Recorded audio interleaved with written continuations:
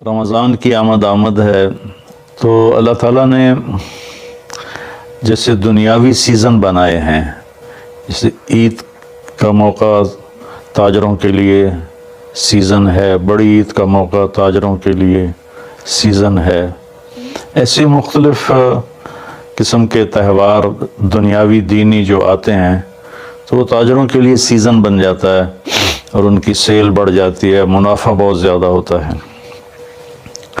تو اسی طرح اللہ تعالیٰ نے بخشش کے بھی سیزن بنائے ہیں، جس میں سب سے بڑا سیزن وہ رمضان المبارک کا مہینہ ہے۔ اللہ تعالیٰ نے اس میں روزے کو فرض کیا، یا ایھا الذین آمنوا، اے ایمان والو، کتب علیکم الصیام، تم پہ روزے فرض کیے گئے ہیں۔ روزہ چونکہ اوکھا عمل ہے، خاص طور پہ لمبا روزہ گرمیوں میں، تو اس کو ہلکا کرنے کے لیے اللہ نے کہا ما کتب علی الذین من قبلکم، کہ تم گھبراؤ نہیں، تم سے جو پہلے تھے ان پر بھی ہم نے روزہ فرض کیا تھا۔ اور میں تھوڑی وضاحت کر دوں، ان کا روزہ ہم سے بہت مشکل تھا۔ ان کا روزہ 24 گھنٹے کا ہوتا تھا، افطاری سے افطاری، سحری کوئی نہیں، افطاری کھا لی بس ختم، اب اگلے دن کی افطاری 24 گھنٹے کا روزہ ہوتا تھا۔ تو اس لیے اللہ نے کہا کما کتب علی الذین من قبلکم، کہ تم سے پہلوں پر بھی روزہ تھا، لیکن وہ ہم نے ایسا رکھا تھا، آپ کے لیے یہ آسانی والا رکھا ہے کہ آپ کے لیے ساری رات کھانا پینا بیوی حلال ہے۔ پھر آگے یہ خوشخبری سنائی لعلکم تتقون، کہ اللہ کی طرف سے جو لعل ہوتا ہے تو وہ یقین کے معنی میں ہوتا ہے، انسان کی طرف سے جب لعل ہوتا ہے تو شک کے معنی میں ہوتا ہے۔ تو اللہ تعالیٰ نے کہا کہ جب تم روزے رکھو گے نا، جیسے روزے رکھنے کا حق ہے تو تمہیں تقوی نصیب ہوگا، اور اگر تمہیں تقوی نصیب ہو گیا تو قرآن ہی سے ہم سنتے ہیں کہ تقوی پر اللہ کیا دیتا ہے، من یتق اللہ یجعل لہ مخرج ویرزقہ من حیث لا یحتسب، کہ جو تقوی اختیار کرتا ہے اللہ اس کے لیے ہر تنگی سے راستہ نکالتا ہے۔ جیسے آج کل کی ٹینشنیں اور بے شمار قسم کے ڈپریشن اور ایک دنیا کی دوڑ نے ہماری لائف کوالٹی بہت خراب کر دی ہے، چیزیں بڑی اعلیٰ ہو گئی ہیں، سواریاں بڑی اعلیٰ ہیں، لیکن لائف اٹ سیلف کوالٹی اس کی بڑی پور ہو گئی ہے، بہت خراب ہو گئی ہے۔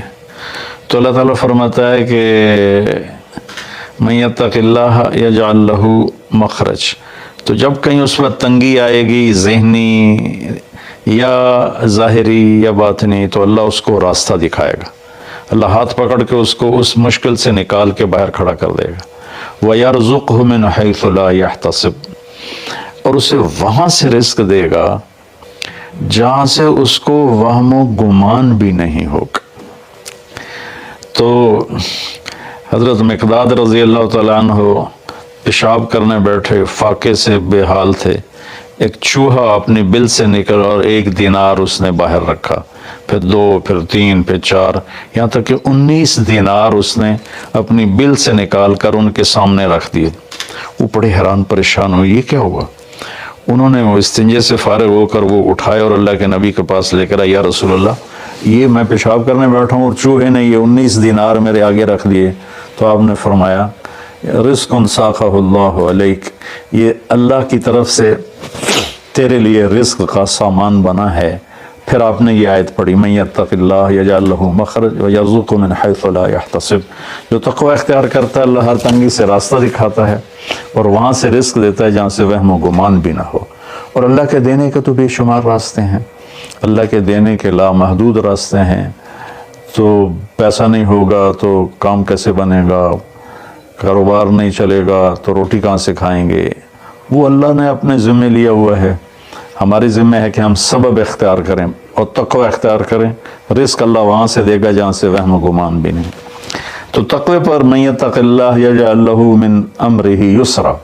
پھر دوسری اللہ تعالیٰ خوشخبری یہ سناتے ہیں کہ جو تقوی اختیار کرتا ہے نا، اللہ اس کے کاموں کو آسان کر دیتا ہے، औरों के लिए वही काम मुश्किलात में घिरा होता है और इसके लिए मक्खन से बाल के निकलने की तरह अल्लाह उसे आसान फरमा देता है।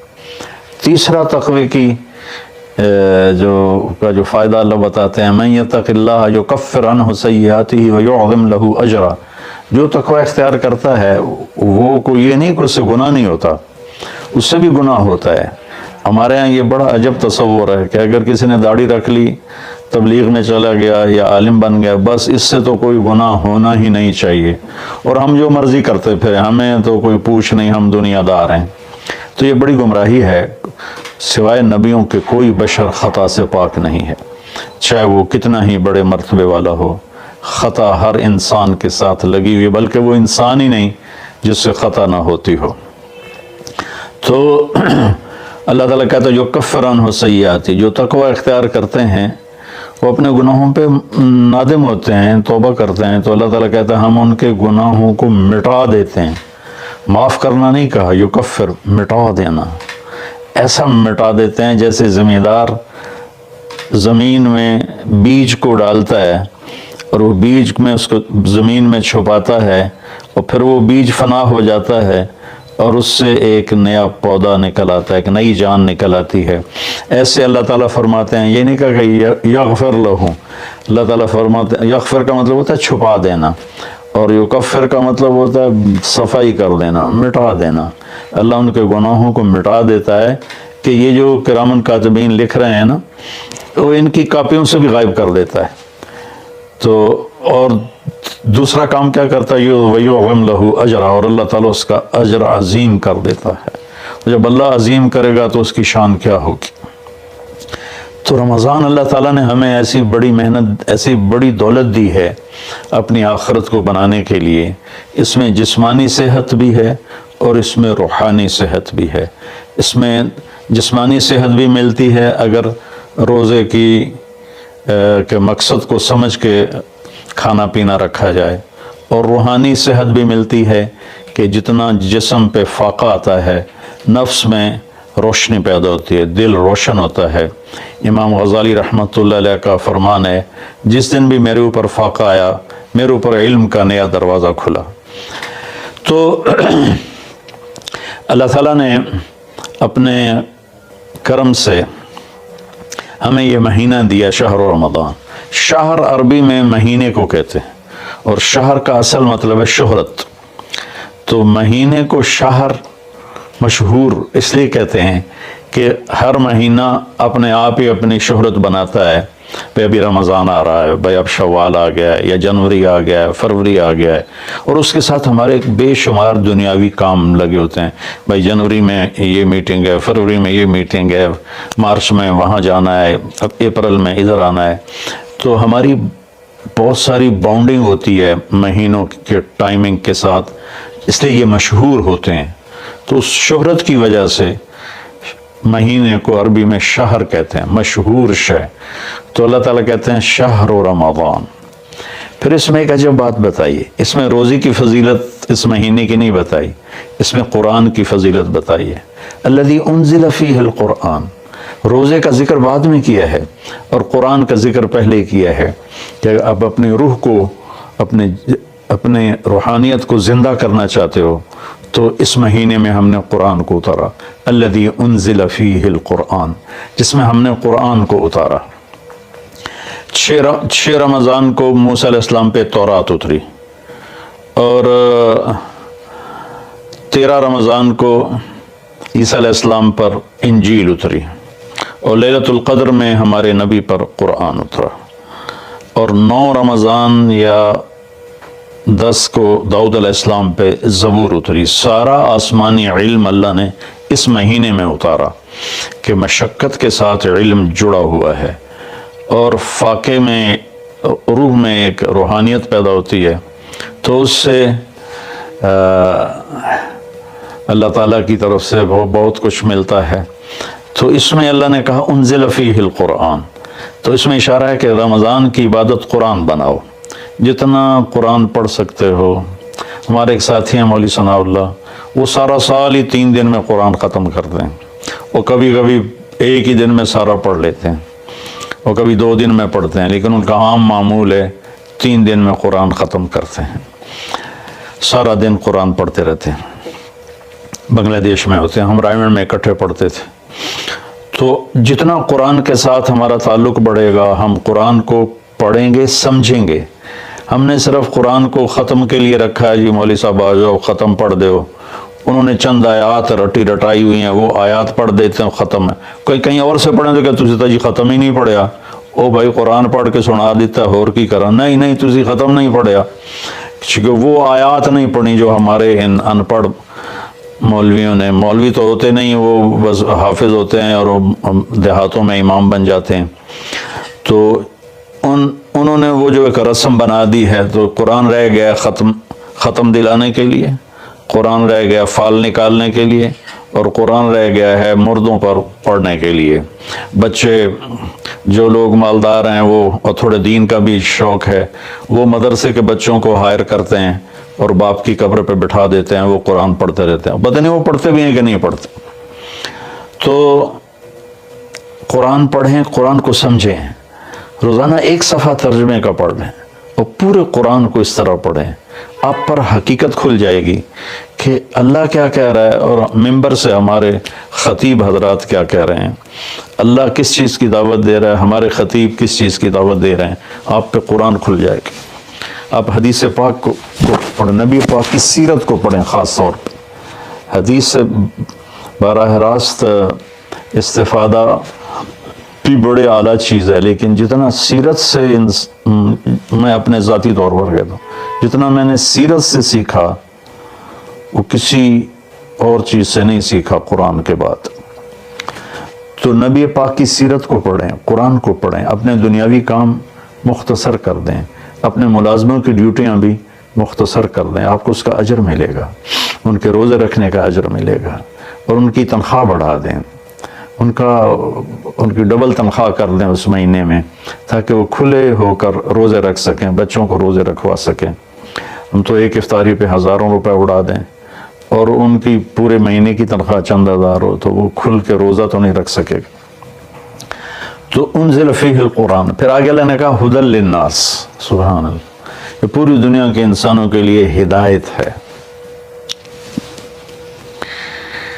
زمین پہ جو راستے ہیں نا، ان کے نشان ہوتے ہیں، ہم ان کو فالو کرتے ہوئے، جیسے آج میں اپنے گاؤں سے چلا تو سڑک کو فالو کرتے ہوئے میں فیصل آباد پہنچ گیا، اب اسی کو فالو کرتے ہوئے پھر گاؤں پہنچ جاؤں گا۔ ساری دنیا میں سفر کے، جو ہمارے دنیا کے سفر ہیں، اس کی نشانیاں مقرر ہیں، ہمیں ڈھونڈنا نہیں پڑتا اور چلتے رہتے۔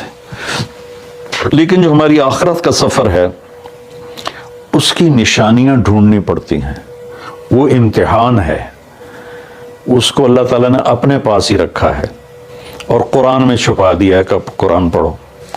ہدن، قرآن عربوں پہ اترا تھا، تو ہدا کسے کہتے ہیں؟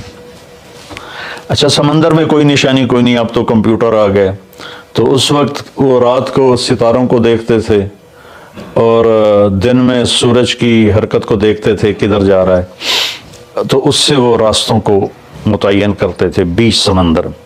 اور جب وہ قریب کسی منزل کے قریب پہنچتے تھے تو وہاں پانی کے اندر سے پہاڑ کی چوٹی نکلی ہوتی تھی، اور اس کا پتھر کچھ ایسا ہوتا تھا کہ وہ دھوپ میں چمکتا تھا اور رات کو چاند کی چاندنی میں چمکتا تھا۔ اس پتھر کو عرب ہدا کہتے تھے، ہدا، سبحان اللہ۔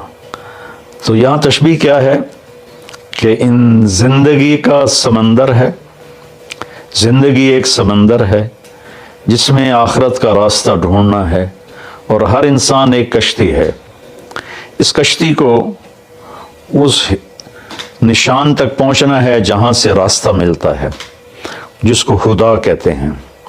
تو انسانی زندگی کے سمندر میں انسانوں کی چلتی ہوئی کشتیاں، وہ جب اس پہاڑی نشان کو ڈھونڈ لیتی ہیں تو انہیں پھر ساحل پہ پہنچنا آسان ہو جاتا ہے۔ اگر اللہ نہ کرے کوئی اس نشانی کو کھو دے، پھر وہ بھٹکتا رہتا ہے، قدرت اسے کنارے لگا دے تو لگا دے، ورنہ وہ بھٹکتا ہی رہتا ہے۔ تو یہ ہدل للناس ہے قرآن، کہ یہ وہ روشن وہ پہاڑ کی چوٹی ہے جس سے تمہیں راستہ ملے گا۔ اب اس کو تھوڑا پیچھے سے ہم لیں، سورۃ فاتحہ سے ہم نے اللہ سے کہا اہدنا الصراط المستقیم، یا اللہ ہمیں ہدایت عطا فرما سیدھے راستے کی، یعنی وہ چٹان عطا فرما، اس چٹان تک پہنچا جو ہمیں سیدھے راستے تک پہنچائے، جس پر تیرے نیک لوگ چلے، جن پر تیرا انعام ہوا، اور ان لوگوں کے راستے سے بچا جن پر تیرا غضب ہوا اور ناراضگی ہوئی۔ تو جب ہم نے یہ دعا مانگی اللہ سے تو اللہ نے ہماری دعا کو قبول کیا اور قرآن اتار کر کہا الف لام میم ذالک الکتاب لا ریب فیہ ھدی للمتقین، یہ کتاب ہے جو ہر قسم کے شک و شبہ سے بالا تر ہے اور یہ متقین کے لیے ہدایت ہے۔ یہاں کا ھدی للناس ساری دنیا کے انسانوں کے لیے ہدایت ہے، یعنی اگر ڈھونڈنا چاہو اس چٹان کو جو تمہیں منزل تک پہنچائے، اس خوبصورت چیز کو جو تمہیں اللہ تک پہنچائے، تو وہ قرآن ہے، ذالک الکتاب لا ریب فیہ۔ اور خاص طور پر جو تقوی اختیار کرے گا اسے اس قرآن سے راستہ ملے گا، وہ اس کو پہچان کر چلتے چلتے چلتے چلتے اللہ اس کے رسول کے دربار میں کامیابی سے پہنچ جائے گا۔ تو ہمارے بر صغیر میں قرآن کے ساتھ اٹیچمنٹ کوئی نہیں۔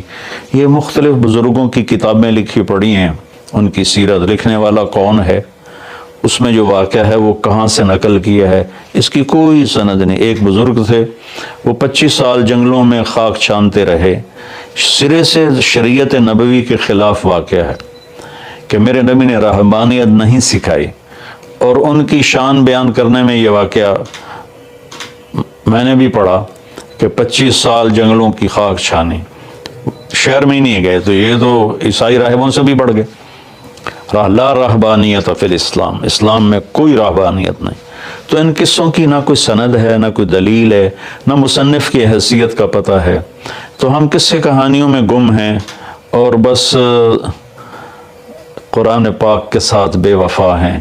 قرآن سے وفا نہیں کی، قرآن کو سیکھا نہیں، قرآن کو پڑھا نہیں، قرآن کو سمجھا نہیں۔ اب تو اردو تر مفتی تقی صاحب دامت برکاتہم کا ترجمہ ایسا عالی شان ہے کہ جو تھوڑا سا بھی اردو جانتا ہے وہ اسے پورا نفع اٹھا سکتا ہے۔ تو ھدی للناس وبینات من الہدی والفرقان، یہ پہلے ہدا پھر ہدا تاکید کے لیے کہ یہ پوری دنیا کے انسانوں کے لیے ہدایت کا پیغام ہے۔ اگر تم اپنے ذہن کو صاف کر کے اسے پڑھو گے تو بینات من الہدی، تو یہ ہدایت کی خوبصورت نشانیاں ہیں۔